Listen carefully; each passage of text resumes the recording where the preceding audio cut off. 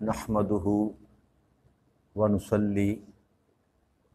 ونسلم علی سیدنا و مولانا محمد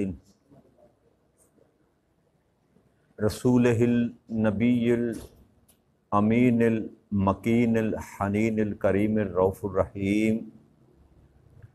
اما بعد فاعوذ باللہ من الشیطان الرجیم بسم اللہ الرحمن الرحیم۔ واجب الاحترام ساتھی، اللہ تعالیٰ کا بے پناہ لطف و کرم اور اس کا احسان عظیم ہے کہ جس کی توفیق سے ہم اس کے ذکر کے لیے اس کے گھر میں جمع ہیں۔ آج اللہ کی توفیق سے 5ویں پارے میں سورہ النساء کی آیت نمبر 82 سے اپنے سبق کا آغاز کر رہے ہیں۔ اللہ کریم نے ارشاد فرمایا افلا یتدبرون القرآن ولو کان من عند غیر اللہ لوجدوا فیہ اختلافا کثیرا۔ تو کیا وہ قرآن میں غور و فکر نہیں کرتے؟ اگر یہ قرآن غیر خدا کی طرف سے آیا ہوتا تو یہ لوگ اس میں بہت سے اختلافات پاتے ہیں۔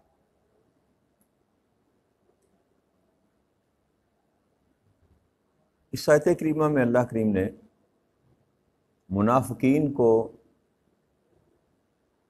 یہود و نصارہ کو اور مشرکوں کو جو اللہ اور اللہ کے رسول کا انکار کرتے ہیں یا قرآن کا انکار کرتے ہیں یا آقا کریم صلی اللہ علیہ وآلہ وسلم کی رسالت کا انکار کرتے ہیں، ان کے متعلق اللہ نے ارشاد فرمایا کہ یہ جو لوگ ہیں یہ کیا قرآن میں تفکر نہیں کرتے، تدبر نہیں کرتے، غور و فکر نہیں کرتے کہ یہ قرآن کریم ایک ایسی کتاب ہے۔ پہلی بات جو رب کریم نے کی وہ یہ کہ اگر اس کو اللہ کے سوا کسی نے نازل کیا ہوتا تو اس میں بہت سے اختلاف ہوتے۔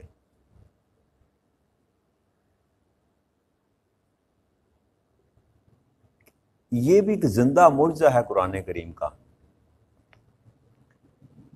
کہ اس کے الفاظ و معنی، اس میں بیان کردہ احوال امتوں کے، رسولوں کے، الف لام میم سے لے کر والناس تک کہیں بھی کوئی اختلاف نہیں پایا جاتا۔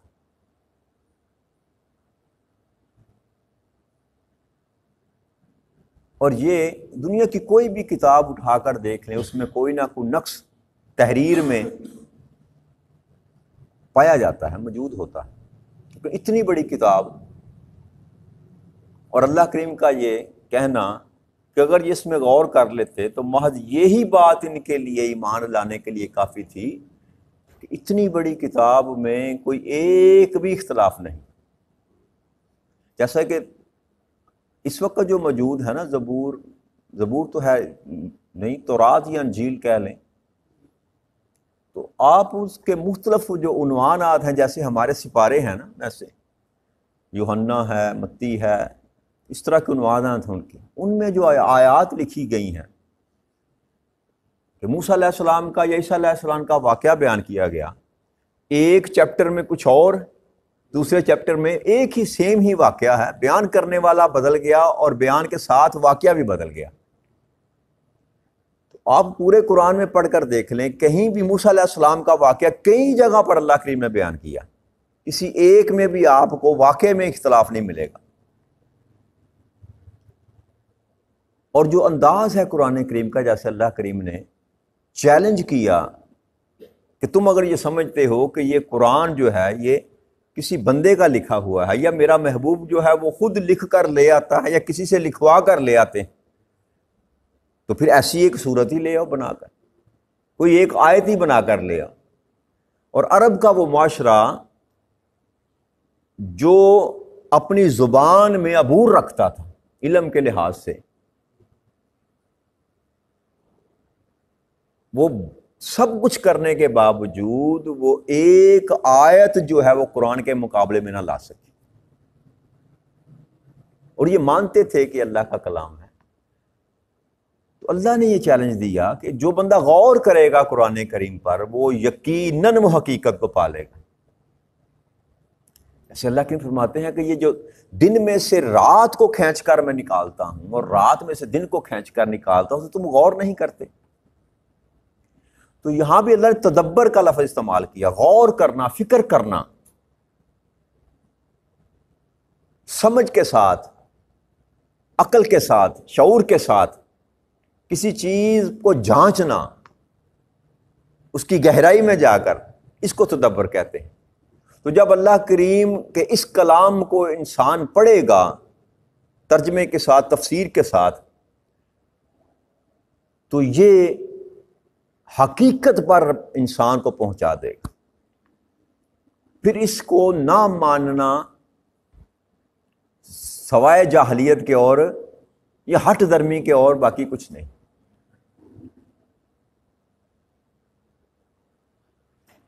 تو اللہ کریم نے ارشاد فرمایا کہ اس میں بہت سے اختلافات پاتے ہیں،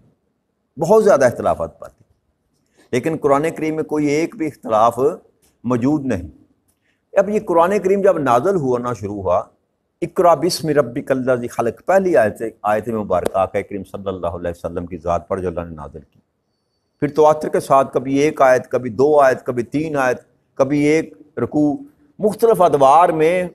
جیسی جیسی ضرورت پیش آتی رہی، ماحول کے مطابق، وقت کے مطابق اللہ کریم جبرائیل امین کو بھیجتے رہے،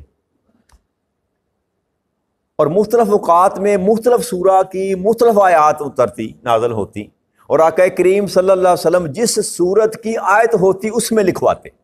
اس کو فلاں جگہ پر لکھ لو، اس کو فلاں جگہ پر لکھ لو، اس کو فلاں جگہ پر لکھ لو۔ اور 15 صدیاں گزر جانے کے باوجود بھی آج بھی ایک حرف کا فرق قرآن کریم میں نہیں ہے۔ جو آقا کریم صلی اللہ علیہ وسلم کو اللہ کریم نے بتایا، آقا نے اپنی امت کو بتایا، اپنے صحاب کو، صلی اللہ علیہ وسلم کو بتایا، وہی قرآن کریم 15 صدیاں سے چلا آ رہا۔ تو ہر چیز کو اللہ کریم نے اپنے حکم کے مطابق نبی اکرم صلی اللہ علیہ وسلم کی زبان اقدس سے اس کو ادا کروایا، اور پھر خود لکھوایا کہ یہ آیت کریمہ جو آئی ہے اس کو فلاں آیت کے ساتھ جوڑ کر لکھو، یہ آیت کریمہ جو آئی ہے اس کو فلاں صورت میں ڈال کر لکھو۔ تو یہ ترتیب جو رب کریم نے سورہ مبارکہ کی دی، آیتوں تو مختلف انداز میں اترتی رہی، کوئی مکی میں، کئی ایسی سورہ مبارکہ بھی ہیں کہ کچھ مضمون مکے میں اترا، کچھ مضمون مدینے میں اترا۔ تو یہ بھی اس کا معجزہ ہے کہ جہاں اللہ کریم نے جوڑنا تھا وہاں پر جوڑا اس کو، اور مضمون آپ کو لے کر چلیں تو آپ کو مکمل ایک مضمون ملے گا قرآن کریم۔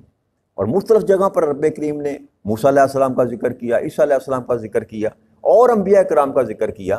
تو کہیں بھی آپ کو یہ گمان نہ ہوگا کہ یہاں وہاں پر بات کچھ اور طرح کی تھی، یہاں پر بات کچھ اور طرح کی ہے۔ مضمون ایک ہی ہوگا، انداز بے شک بیان کرنے کا بدل جائے گا، لیکن اصل مضمون ویسے کا ویسا رہے گا۔ تو یہ بھی اللہ کریم نے فرمایا کہ جو غور فکر کرے گا وہ یقیناً پا لے گا اس بات، اور یہ ماننا پڑ جائے گا اس کو کہ یہ اللہ کے سوا کسی اور کا کلام نہیں ہو سکتا۔ تو یہ قرآن کا ایک زندہ معجزہ ہے۔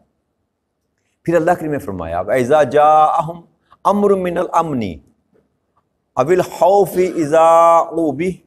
وَلَوْ رَدُّوهُ إِلَى الرَّسُولِ وَإِلَى أُولِي الْأَمْرِ مِنْهُمْ لَعِلْمُهُ الَّذِينَ يَسْتَنبِطُونَهُ مِنْهُمْ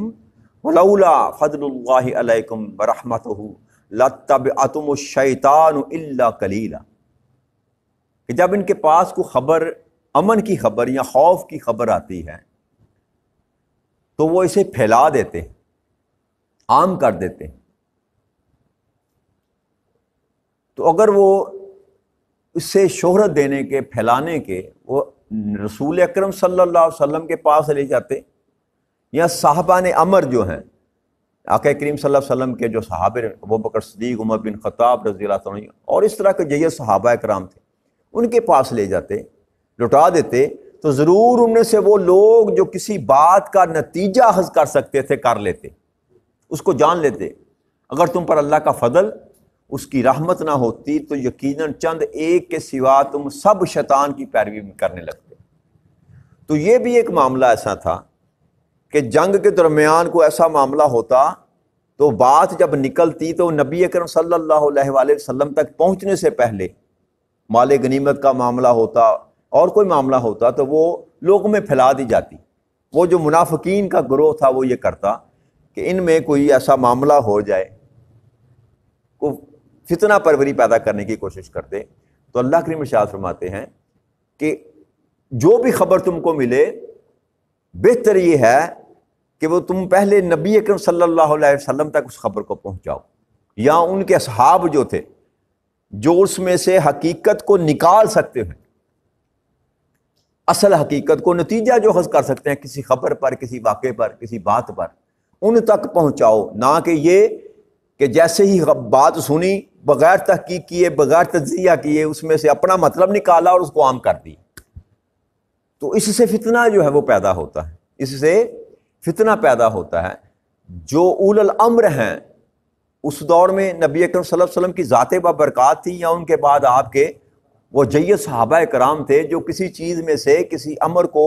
اللہ کے حکم کو، کسی بات کو اخذ کر سکتے تھے، نتیجہ نکال سکتے تھے. اور آج کے دور میں یا قیامت تک کے لیے بھی یہ حکم ہے کہ جب کوئی معاملہ ہو تو صاحب علم جو لوگ ہوتے ہیں، صاحب امر جو ہوتے ہیں، ان تک بات لے کر جاؤ، خود ہی نہ نتیجہ اخذ کرنا شروع کر دو. جو صاحب امر ہیں، جو صاحب عقل ہیں، جو صاحب فہم ہیں، ان کے پاس بات کو لے کر جاؤ، وہ اس میں سے بات کو، جو اصل حقیقت ہے بات میں سے، اس کا نتیجہ اخذ کر کے تمہیں بتائیں گے، تم فتنے سے بچ جاؤ گے. جو فتنہ پرور آدمی ہوتا ہے، جو فتنہ پھیلانے کے لیے دنیا میں لوگ پیدا کیے ہوئے ہیں رب کریم نے، شیطان کے چیلے جو ہیں، وہ بس ایسے ہی بات پکڑی اور بات پکڑتے ہی اس کو عام کر دیا. ان کا مقصد ہی فتنہ پیدا کرنا ہوتا ہے، چاہے اس بات میں سے حقیقت کچھ اور ہو، معنی کچھ اور ہو، بس ایک کسی کا جملہ پکڑا، کسی کی ایک بات پکڑی اور اس کو عام کر دیا. جو عام ہمارے بھی سوشل میڈیا پہ چلتا ہے نا آج کل، یہ بہت برا زمانہ چل رہا ہے ہمارا. جو برے ادوار زمانے ہیں نا انسان پر، ان میں سے ایک زمانہ یہ بھی ہے بہت برا چل رہا، جہاں پر جھوٹ اس طریقے سے بولا جاتا ہے کہ سچ کا گمان ہوتا ہے. سوشل میڈیا پر کسی کا کلپ نکالا، بات کر رہے ہیں، اس میں سے سیاق و سباق سے ہٹ کر 15 سیکنڈ کا، 20 سیکنڈ کا کلپ نکالا جس میں سے اپنی مرضی کی بات نکلتی ہے، اس کو وائرل کر دیا اور منفی پراپیگنڈا شروع کر دیا. دیکھیں جی یہ مولانا صاحب کیا کہہ رہے ہیں، دیکھیں جی علامہ صاحب کیا کہہ رہے ہیں، دیکھیں جی یہ کیا کہہ رہا ہے. حالانکہ بعد جب تک اس کے پیچھے اور آگے ساری بات کو نہ سنا جائے، اس وقت تک سمجھ تو نہیں یار کس کانٹیکسٹ میں یہ بات کر رہا ہے. تو ایسے ہی بات کو پکڑ کر جو ہے وہ اس کو وائرل کر دینا، پھیلا دینا، رب کریم منع فرما اس بات. ایسا نہ کیا کرو جب تک ان کو صاحبان امر جو ہیں، جو حقیقت کو جان سکتے ہیں کہ اس بات کے پیچھے کیا ہے، اس کی تہ میں کیا بات ہے، ان تک بات پہنچاؤ تو یہ تمہارے لیے بہتر ہے. تو اب اللہ کی فرماتے ہیں کہ اگر تم پر اللہ کا فضل نہ ہوتا اور اس کی رحمت نہ ہوتی تو یقیناً چند ایک کے سوا تم شیطان کی پیروی کرنے لگتے. کہ جو چالیں وہ چل رہے تھے یہود و نصارہ اور دشمن جو چالیں چل رہا تھا فتنہ پروری کرنے کے لیے، آپ کو ایمان سے، لوگوں کو سلپ کرنے کے لیے، ایمان سے خارج کرنے کے لیے، ایمان کمزور کرنے کے لیے، نبی اکرم صلی اللہ علیہ وسلم کی محبت کو کمزور کرنے کے لیے طرح طرح کے معاملات کرتے تھے. تو اللہ فرماتے ہیں کہ یہ میرا فضل تھا اور یہ میری رحمت تھی کہ جس نے تمہیں شیطان کے پنجے سے بچائے رکھا. اگر میرا فضل اور میری رحمت نہ ہوتی تو تم میں سے بہت سے زیادہ تر جو لوگ تھے وہ شیطان کی پیروی کرنی شروع کر دیتے، شیطان کے گھیرے میں آ جاتے. آگے اللہ کریم نے ارشاد فرمایا فقاتل فی سبیل اللہ، پس ہے میرے محبوب صلی اللہ علیہ وآلہ وسلم آپ اللہ کی راہ میں جہاد کیجیے، قتال کیجیے. لا تکلف الا نفسک وحرض المؤمنین، آپ کو اپنی جان کے سوا ذمہ دار نہیں ٹھہرایا جائے گا. آپ مسلمانوں کو ترغیب دیں، جہاد کی ترغیب دیں. عسى اللہ ان یکف باس الذین کفروا، اللہ فرماتے ہیں عجب نہیں یا ان قریب کہ اللہ کافروں کا جنگی زور توڑ دے. واللہ اشد باسا و اشد تنکیلا، اور اللہ گرفت میں بہت سخت ہے، اللہ گرفت میں بہت سخت ہے اور سزا دینے میں بھی بہت سخت ہے. کہ جب اللہ پکڑ کرتا ہے، ان بطش ربک لشدید، جب اللہ کی پکڑ آتی ہے تو وہ بڑی سخت آتی ہے۔ اللہ کہتا ہے اللہ کو گرفت کرنے میں بہت سخت ہے، لمبی جو ہے رسی چھوڑتا ہے، برے کی رسی کہتے ہیں نا، دراز، لمبا ٹائم دیتا ہے انسان کو، لیکن جب وہ گرفت کرتا ہے تو پھر اس کے عذاب سے، اس کی گرفت سے کوئی بچانے والا بہت سخت گرفت ہوتی ہے۔ اللہ کہتا ہے میری گرفت بہت سخت ہوتی ہے، اور میں جب سزا دینے پر آتا ہوں تو میری سزا بھی بہت سخت ہوتی ہے۔ تو یہاں اللہ کریم نے نبی اکرم صلی اللہ علیہ وسلم کو جو حکم دیا کہ آپ اللہ کے راستے میں جہاد کریں، فقط آپ کو پہلا حکم دیا، بس اے میرے محبوب آپ اللہ کی راہ میں پہلے خود جہاد کریں، پھر اس کے بعد کیا ہے کہ اپنے صحاب کو بھی ترغیب دیں، ان کو بھی جہاد پر ابھاریں، اللہ کے راستے میں قتال کرنے کے لیے اٹھاریں۔ لیکن ایک بات جو اللہ فرمایا کہ آپ کو اپنی ذات کے سوا ذمہ دار نہیں ٹھہرایا جائے گا۔ جو پیچھے ہم نے بات جو ہم نے گزر کی کل پرسوں ہم نے کی تھی، فما ارسلناک علیہم حفیظا، ہم نے آپ کو ان پر نگہبان مقرر نہیں کیا۔ اب یہ آپ کی بات مان کر جہاد کرتے ہیں یا نہیں کرتے، قتال کرتے ہیں یا نہیں کرتے، اس پر آپ کی گرفت نہیں ہوگی، اس پر آپ کا محاسبہ نہیں ہوگا۔ پہلا حکم آقا کریم صلی اللہ علیہ وسلم کو اللہ نے فرمایا کہ آپ قتال کریں اللہ کے راستے میں، اور پھر دوسرا یہ ہے کہ ترغیب دیں اپنے صحاب کو۔ تو دونوں فرض ہیں، دونوں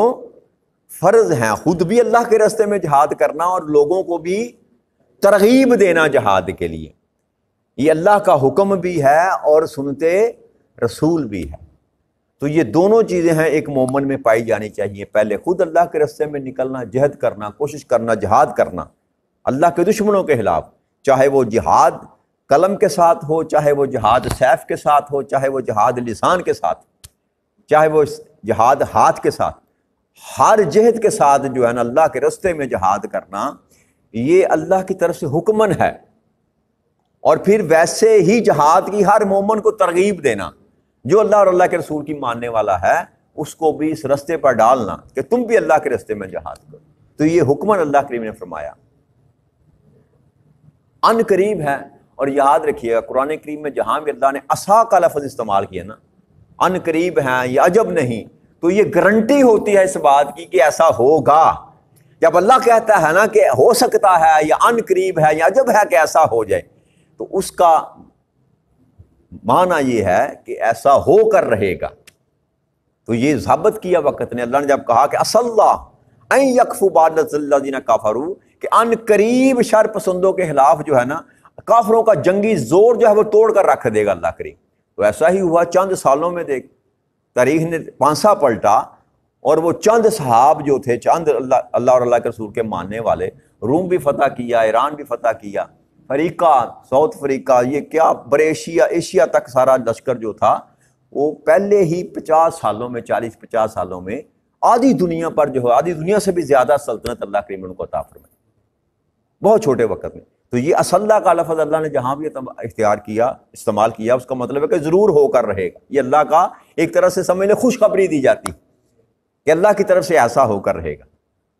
اور پھر اللہ فرماتے ہیں کہ اگر جو نہ مانے گا، جو آپ کے ساتھ نہ چلے گا، جو میرے آپ کے کہنے پر قتال نہ کرے گا، میرے راستے میں جہاد نہ کرے گا، وہ یاد رکھے کہ اللہ کی گرفت بڑی مضبوط ہے۔ جب اللہ پکڑ کرنے پر آتا ہے تو پھر اس کی پکڑ سے کوئی بچانے والا نہیں ہے۔ اور پھر اللہ جب کسی قوم پر، کسی امت پر اپنا عذاب نازل کرنا چاہتا ہے، اللہ کسی امت کو اس کی نافرمانی کے سبب سے سزا دینا چاہتا ہے، تو پھر کوئی اس کو سزا سے بچانے والا نہیں۔ تو آج کی بات یہیں ختم کرتے ہیں، اس سے آگے اللہ نے چاہا تو کل مضمون کو لے کر چلیں گے۔ وما علینا الا البلاغ المبین۔ السلام علیکم ورحمۃ اللہ وبرکاتہ۔